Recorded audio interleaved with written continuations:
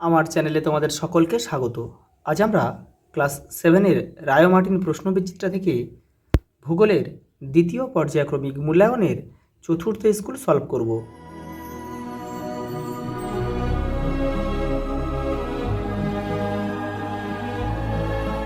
দেখো, প্রথম প্রশ্ন, একটি ব্যবচ্ছিন্ন মালভূমির উদাহরণ হলো ছোটনাগপুর মালভূমি।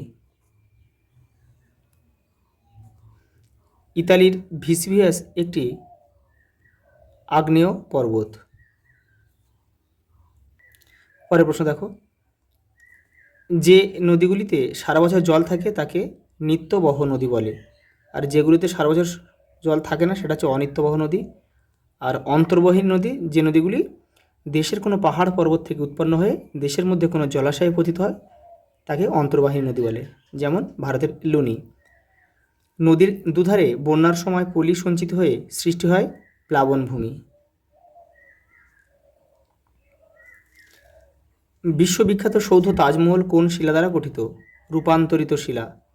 এটা হবে রূপান্তরিত শিলা, শিলাটার নাম হচ্ছে মার্বেল।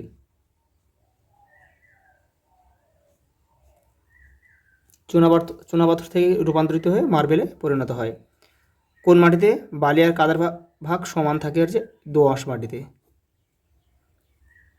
পৃথিবীর বৃহত্তম বাঁধ হলো উচ্চ আসোয়ান বাঁধ। নীল নদের উপর কিন্তু এটা গড়ে উঠেছে, উচ্চ আসোয়ান বাঁধ। দেখো, আফ্রিকা মহাদেশের সর্বোচ্চ শৃঙ্গ হচ্ছে মাউন্ট কিলিমাঞ্জারো। অপশান বি আমাদের সঠিক উত্তর, মাউন্ট কিলিমাঞ্জারো। দেখো, ইউরোপ মহাদেশ আর আফ্রিকা মহাদেশের মাঝে আছে জিব্রাল্টার প্রণালী। ইউরোপ আর আফ্রিকা। আর বেরিং প্রণালী হচ্ছে এশিয়া আর উত্তর আমেরিকার মাঝখানে আছে বেরিং প্রণালী রয়েছে।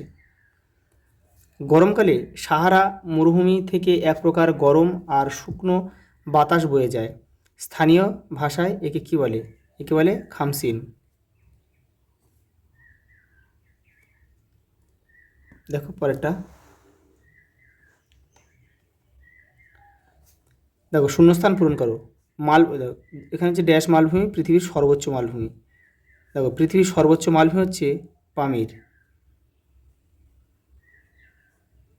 সেই জন্য একে কি পৃথিবীর ছাদ বলা হয়।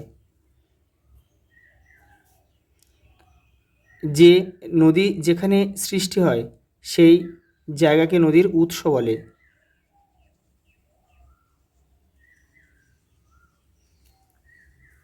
দেখো, কোন শিলা নরম সহজে ভেঙে যায়? এটা হচ্ছে পাললিক শিলা হবে।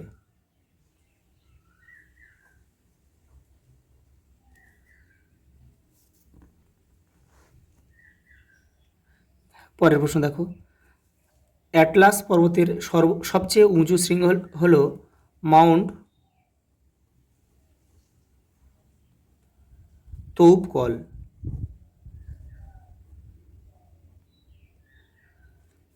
পরেরটা দেখো, পৃথিবীর বৃহত্তম মরুভূমি অঞ্চল হলো সাহারা।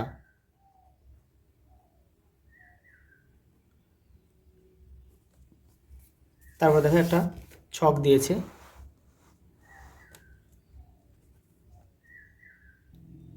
দেখো ছকটা, প্রেরি সমভূমি অবস্থিত উত্তর আমেরিকায়।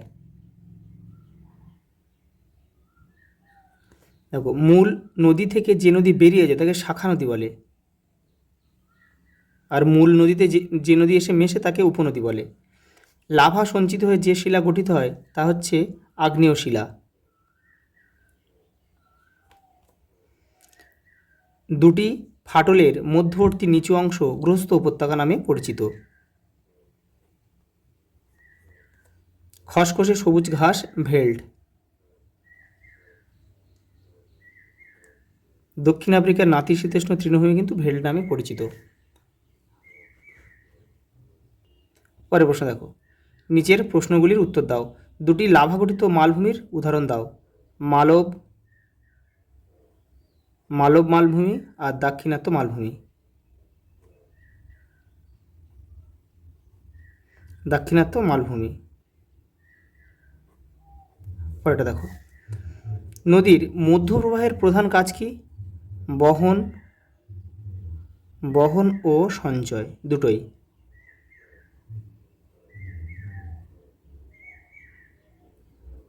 পরের প্রশ্ন দেখো, রেগোলিত কি? তোমাদের বই দেখো 63 নম্বর পেজে রয়েছে, দেখে নাও। এই যে দেখো রেগোলিত, এখান থেকে কিন্তু তোমাদের পুরোটা লিখতে হবে।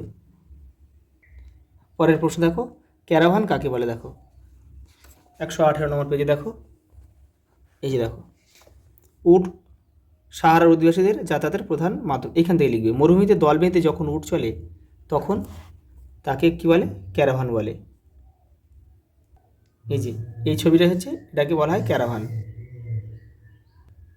পরেরটা দেখো, পলিগঠিত সমভূমি কাকে বলে? একটি উদাহরণ দাও। তো তোমাদের বইয়ের 41 নম্বর পেজে রয়েছে, দেখো এই যে পলিগঠিত সমভূমি। নদী, সমুদ্র, হ্রদের দীর্ঘদিন ধরে পলি জমে এই সমভূমি কিন্তু গড়ে ওঠে। ভারতের সিন্ধু, গঙ্গা, ব্রহ্মপুত্রের সমভূমি এরকম সমভূমি। পরের প্রশ্ন দেখো, ভারতের প্রধান নদী গঙ্গার উচ্চ, মধ্য ও নিম্ন প্রবাহ কোথা থেকে কত দূর পর্যন্ত বিস্তৃত? লেখো। দেখে নাও তোমাদের বই 54 নম্বর পেজে, দেখে নাও। এই যে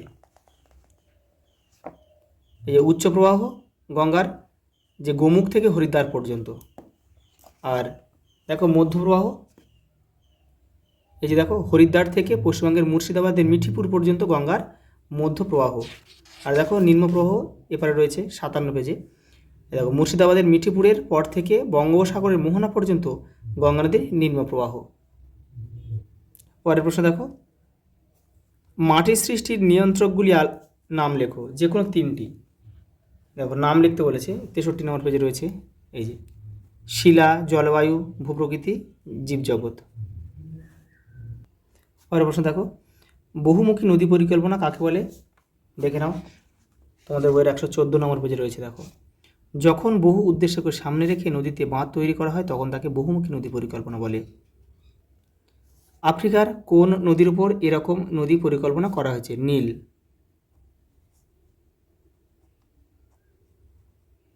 নীল নদের উপর। পরের প্রশ্ন দেখো, টিকা লেখো। ভূমধ্যসাগরের উদ্ভিদ ও উষ্ণ মরু উদ্ভিদ, এটা তোমাদের বইয়ের 110 নম্বর পেজে রয়েছে। এই যে ভূমধ্যসাগরীয় উদ্ভিদ, এই যে ভূমধ্যসাগরীয় উদ্ভিদ, এখান থেকে তোমাদের এটা লিখতে হবে। আর উষ্ণ মরু উদ্ভিদটা এই যে এখান থেকে লিখতে হবে, এখান থেকে এই পর্যন্ত। পরের প্রশ্ন দেখো, ভঙ্গিল পর্বত ও স্তূপ পর্বত কাকে বলে? প্রতিটির একটি করে উদাহরণ দাও। দেখো তোমাদের বইয়ের 39 নম্বর পেজে রয়েছে ভঙ্গিল পর্বত, এই যে এখান থেকে লিখবে তোমরা।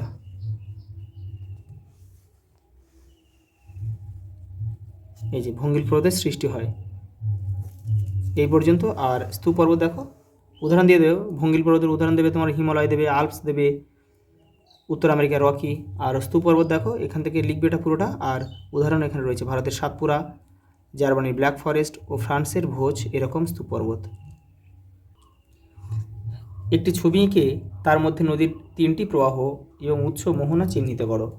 দেখো 56 নম্বর পেজে তোমাদের বই এটা রয়েছে, এটাতে তোমরা করবে।